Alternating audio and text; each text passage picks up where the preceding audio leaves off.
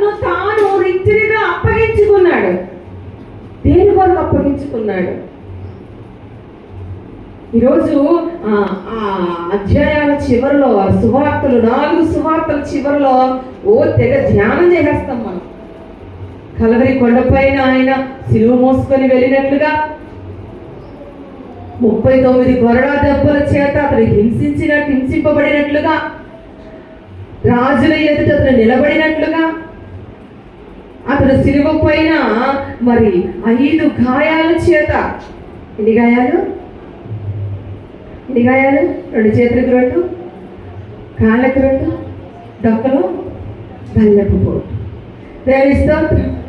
ఆ గాయాల చేత కొట్టబడినట్లుగా మనం చూస్తూ ఉంటాం. వీటన్నిటికీ అసలు కారణం ఏమిటి? ఎందుకు ఆయన సిలువ ఎక్కాల్సి వచ్చింది?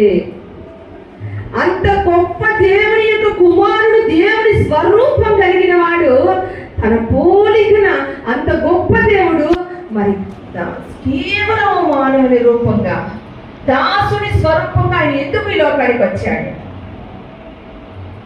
శిల్వ ధ్యానాలు చేయడం మంచిదే. ఆ ధ్యానంలో ఉన్న సారాంశం నీలోకి రావాలి.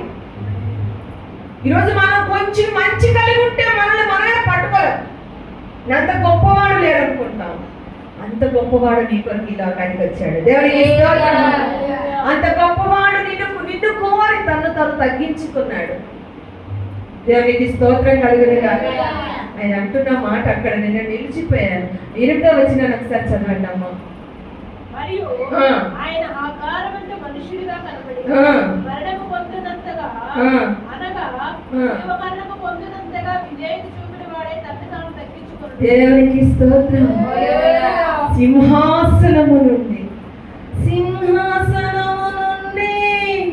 సిలువకు దిగి వచ్చినది బలమైనది, మరణము కన్నా మృతిని గెలిచి లేచినది.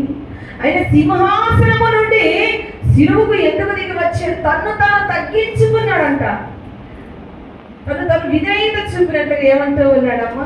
మరణం పొందుతూ, అనగా సిలువ మరణము పొందునంతగా విధేయత చూపిన వాడే తను తగ్గించుకోలేను. ఎందుకు తాను తగ్గింపబడ్డాడు? దేవునికి స్తోత్రం. నీకు మహిమనివ్వడం కొరకే, నిన్ను పరిశుద్ధపరచడం కొరకే. ఇందాక బిడ్డడు పాడుతున్నాడు. ఏమంట? మనల్ని ఎలా ఎంచుకున్నాడంట? ఎలాగా? పాపమే లేని తన బిడ్డగా నీ యొక్క పాప స్థితిని, రోత స్థితిని నుండి విడిపించడానికే